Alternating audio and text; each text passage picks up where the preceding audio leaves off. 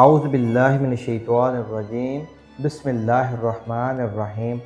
محترم ناظرین، السلام علیکم ورحمۃ اللہ وبرکاتہ۔ زمین پر سب سے پہلے نبی اور زمین پر سب سے پہلے رسول۔ اس واقعہ کو روایت کرنے کا مقصد یہ تھا کہ جس وقت زمین پر خون ریزی، بتوں کی پوجا عام ہو گئی، تو خدا تعالیٰ نے اپنے نیک بندے حضرت نوح علیہ السلام کو نبی بنا کر زمین پر اتارا اور حکم دیا کہ وہ لوگوں کو کہیں کہ وہ اپنے سچے خدا کی عبادت کریں، اس کے سامنے سجدہ کریں، اپنے ان جھوٹے خداؤں سے جان چھڑائیں۔ حضرت نوح علیہ السلام اس دنیا میں پہلے رسول بنا کر بھیجے گئے ہیں۔ حضرت ابو ہریرہ رضی اللہ تعالی عنہ سے روایت کی ہے کہ حضور نبی کریم صلی اللہ تعالی علیہ وآلہ وسلم فرماتے ہیں کہ قیامت کے دن لوگ بے حد پریشان ہوں گے۔ پھر سب لوگ حضرت آدم علیہ السلام کے پاس جا کر کہیں گے کہ آپ ہمارے باپ ہیں، اللہ نے خود اپنے مبارک ہاتھوں سے آپ کو پیدا کیا ہے اور اپنی پاک روح آپ میں داخل کی ہے۔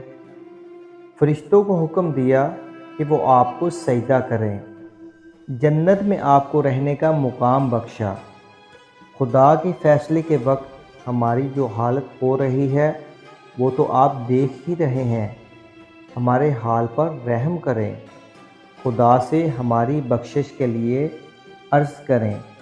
تو حضرت آدم علیہ السلام جواب دیں گے کہ اس وقت جو جلال اور غضب خدا کا میں نے آج دیکھا ہے اور نہ پہلے کبھی دیکھا اور نہ اس کے بعد کبھی دیکھوں گا۔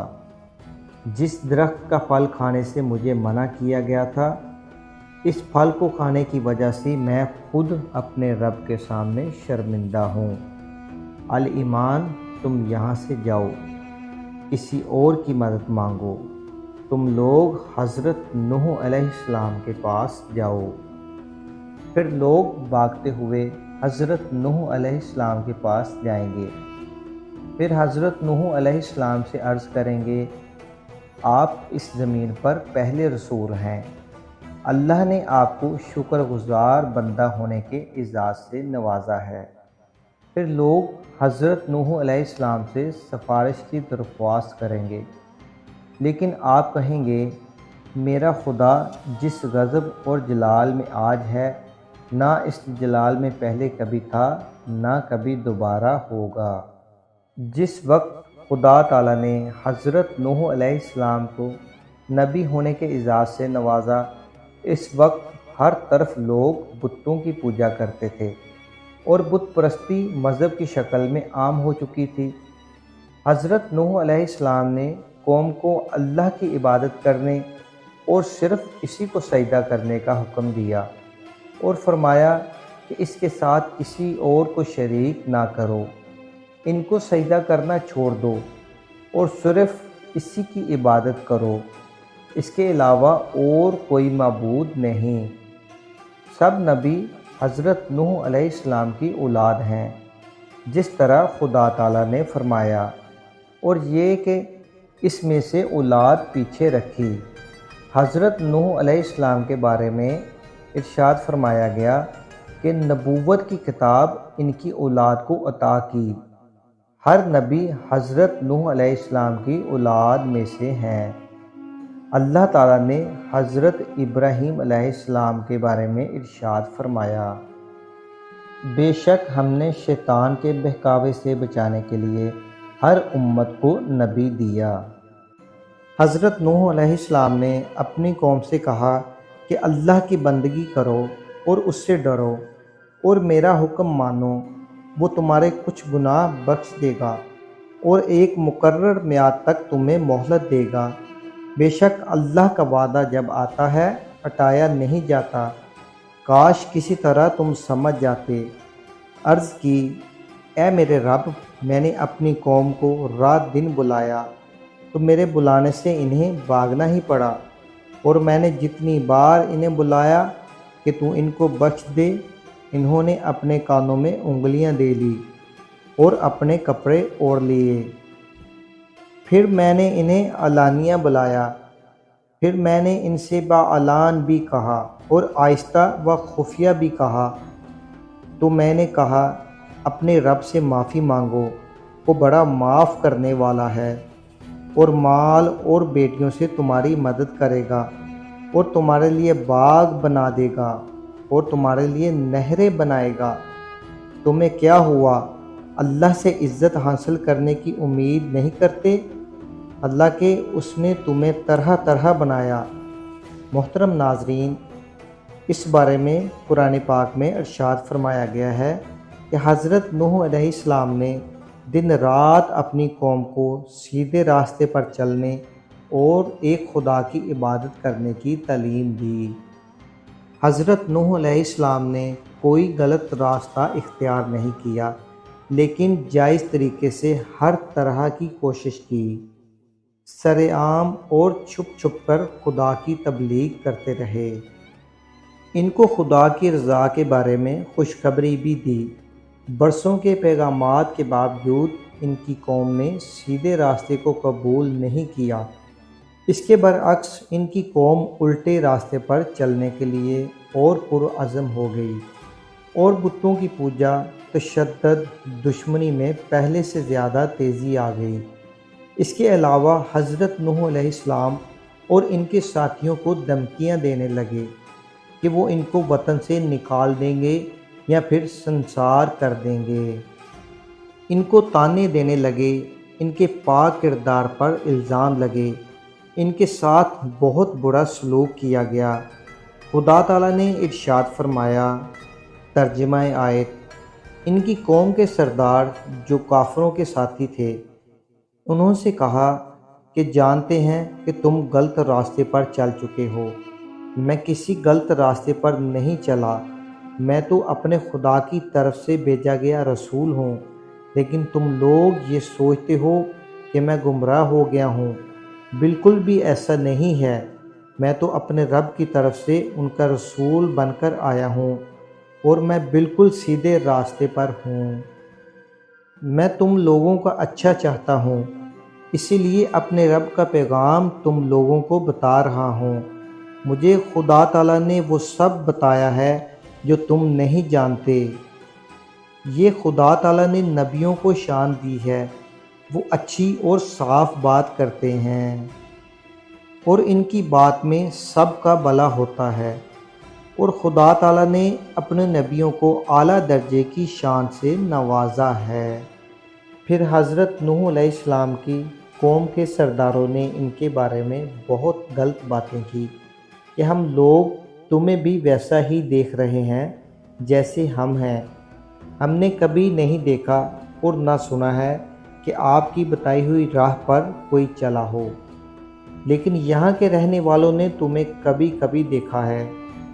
ہم تم میں کوئی ایسی بات نہیں دیکھتے جس کی وجہ سے تم ہم سے بڑے ہو، لیکن ہم جانتے ہیں کہ تم جھوٹے اور دھوکے باز ہو، معاذ اللہ۔ ہم یہ سن کر بہت حیران ہوئے ہیں کہ انسان خدا کا رسول کس طرح سے بن سکتا ہے۔ یہ ان کو اپنے سے کمتر جانتے تھے۔ شروع سے ہی یہ طریقہ کار رہا ہے کہ جب بھی کوئی نبی نبوت کے لیے آتا تو ان کو ماننے والے کمزور اور برے لوگ ہوتے تھے۔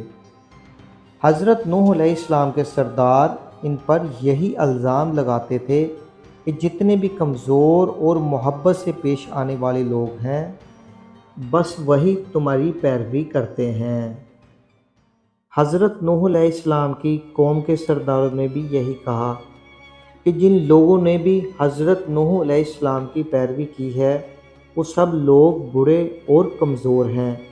ان لوگوں میں نہ سوچ ہوتی ہے اور نہ وہ کچھ سوچنے کے قابل ہوتے ہیں۔ جو کوئی بھی ان سے کوئی بات کرتا ہے، وہ اس بات کو سن کر بغیر سوچے اس کے ساتھ چل پڑتے ہیں، اور ان کے لیے یہ بات سب سے زیادہ خوشی کی تھی، کیونکہ سچی بات کے لیے سوچا نہیں جاتا، اس کو سن کر فوراً اس پر عمل کیا جاتا ہے، اور یہ بات لازمی ہے۔ جب بھی کوئی حق کی بات ظاہر ہو تو فوراً اس پر عمل کرو۔ یہ وہ صفت ہے جو حضرت ابو بکر صدیق رضی اللہ تعالی عنہ کی ہے۔ حضور سیدی دو عالم صلی اللہ تعالی علیہ وآلہ وسلم حضرت ابو بکر صدیق رضی اللہ تعالی عنہ کی تعریف کر رہے تھے۔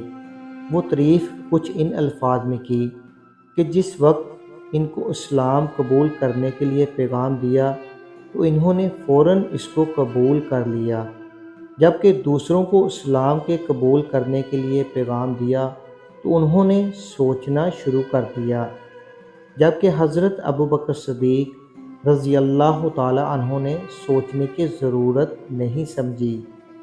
صحابہ کرام رضی اللہ تعالی عنہ حضرت ابو بکر صدیق رضی اللہ تعالی عنہ کی فضیلت سے واقف ہیں۔ جب حضور نبی کریم صلی اللہ تعالی علیہ وآلہ وسلم نے حضرت ابو بکر صدیق رضی اللہ تعالی عنہ کو خلیفہ بنانے کا ارادہ کیا، پھر آپ نے اس ارادے کو ترک کر دیا، کیونکہ حضرت ابو بکر صدیق رضی اللہ تعالی عنہ کے نام کو ہر کوئی خوشی سے قبول کرے گا۔ محترم ناظرین، حضرت نوح علیہ السلام کو ان کی قوم نے کہا کہ اے نوح، تم ہم سے بہت زیادہ جھگڑا کر چکے ہو، تو جاؤ جس کی ہمیں باتیں بتا رہے ہو اسے لے کر آؤ اگر تمہاری یہ ساری باتیں سچی ہیں۔ حضرت نوح علیہ السلام نے جواب دیا، خدا تم پر ضرور وہ وقت لے کر آئے گا اور تم چاہ کر بھی اس کا مقابلہ نہیں کر سکو گے۔ حضرت نوح علیہ السلام کی محنت اور جو خدمت انہوں نے اسلام کی تھی، ان کی صدیوں کی محنت کا جب کوئی فائدہ سامنے نہ آیا تو قوم کے پاس بھی کوئی اہم وجہ نہ تھی کہ وہ بت پرستی پر گم رہتے، تو اس کا حل ان لوگوں نے یہ نکالا کہ حضرت نوح علیہ السلام سے کہا کہ وہ جس عذاب کی باتیں کر رہے ہیں وہ عذاب لے آئیں، تو انہوں نے جواب دیا، اللہ قادر کریم ذات ہے، اس کو کوئی چیز بھی ختم نہیں کر سکتی، کیونکہ وہ ہر چیز پر طاقت رکھتا ہے۔ جب اس نے کسی چیز کو پیدا کرنا ہو تو صرف کن کہتا ہے تو وہ چیز وجود میں آ جاتی ہے۔ اور اگر خدا تم لوگوں کو تباہ کرنے کا ارادہ کر لے تو میں تم لوگوں کو جو بھی نصیحت کروں تمہارے لیے کبھی بھی فائدہ مند ثابت نہیں ہو سکتی۔ تمہیں ایک دن اپنے رب کی طرف لوٹ کر جانا ہے۔ مطلب یہ کہ اگر خدا تم لوگوں کو سیدھے راستے پر نہ لانا چاہے تو کسی کی اتنی طاقت نہیں کہ وہ تمہیں سیدھے راستے پر لے آئے۔ خدا جس طرح چاہتا ہے کرتا ہے، جس کو ہدایت دینے کا ارادہ کرتا ہے اسے ہدایت دے دیتا ہے، اور جس کو گمراہی میں دھکیلنے کا ارادہ کر دے اسے گناہوں کے اندھیرے میں ڈال دیتا ہے۔ وہ ہر بات کو جانتا ہے، وہ بہتر جانتا ہے کہ کس کے لیے نیکی کا راستہ اچھا ہے اور کون گناہوں کے اندھیروں میں رہے گا۔ وہ بہترین حکمت والا رحم کرنے والا ہے۔ جب حضرت نوح علیہ السلام کوششیں کر کے تھک گئے اور مایوس ہو گئے تو اس پر آپ کو کہا گیا کہ حوصلہ کرو، کیونکہ جن لوگوں نے اسلام قبول کرنا تھا ان لوگوں نے اسلام قبول کر لیا، آپ اب فکر نہ کریں۔ پھر خدا کی طرف سے حضرت نوح علیہ السلام پر وحی نازل ہوئی جس میں یہ کہا گیا کہ جن لوگوں نے مسلمان ہونا تھا وہ ہو چکے ہیں، اب تمہاری قوم میں کوئی شخص مسلمان نہیں ہوگا، لہٰذا آپ فکر نہ کریں۔ پھر اللہ تعالیٰ نے ایک انوکھے طریقے سے آپ کی مدد کی۔ وہ واقعہ اس طرح سے ہے، حکم ہوا ہمارے سامنے ایک کشتی بناؤ اور ان ظالموں کی بات ہم سے بالکل نہ کرو، وہ لوگ ضرور غرق کر دیے جائیں گے۔ جب حضرت نوح علیہ السلام کو ان کی قوم کی طرف سے نا امیدی ہو گئی تو ان کو یہ بات سمجھ آ گئی کہ ان کی قوم کے بچنے کا کوئی راستہ نہیں۔ قوم نے بھی ان کو ہر اذیت اور تکلیف سے گزارا تھا۔ پھر حضرت نوح علیہ السلام کو کشتی بنانے کا حکم ہوا۔ حضرت نوح کی کشتی بنانے کا حکم اس لیے دیا گیا کہ وہ اپنی قوم سے مایوس ہو چکے تھے اور خدا سے دعائیں کرنے لگے تھے۔ حضرت نوح علیہ السلام کو اس بات کا بھی علم ہو چکا تھا کہ ان کی قوم کسی بھی صورت نیکی قبول نہیں کرے گی۔ حضرت نوح علیہ السلام نے اللہ تعالیٰ سے دعا کی کہ اے میرے رب، میری قوم نے مجھے ماننے سے انکار کر دیا ہے، اور تم ہم دونوں میں فیصلہ کر کے مجھے اور میرے ساتھ کے مسلمانوں کو بخش دے۔ اور کہا، اے اللہ، ان لوگوں سے میرا بدلہ لے۔ اے میرے رب، ان لوگوں نے مجھے ماننے سے انکار کر دیا ہے اور میری مدد فرما۔ جب وہ لوگ اپنے گناہوں کی وجہ سے پانی میں ڈوبنے لگے اور آگ میں ڈالے گئے، اس وقت ان لوگوں نے کسی کو بھی اپنا مددگار نہیں دیکھا، مگر اللہ سب کی مدد کرنے والا ہے۔ اور حضرت نوح علیہ السلام نے کہا، اے میرے رب، اس زمین پر کافروں کو مت رکھو۔ اگر تو انہیں اس زمین پر رکھے گا تو یہ لوگ تیرے نیک بندوں کو گمراہی کے راستے پر چلنے کا کہیں گے، کیونکہ ان کی اولاد بھی ان کی طرح ناشکری اور بدکار ہوگی۔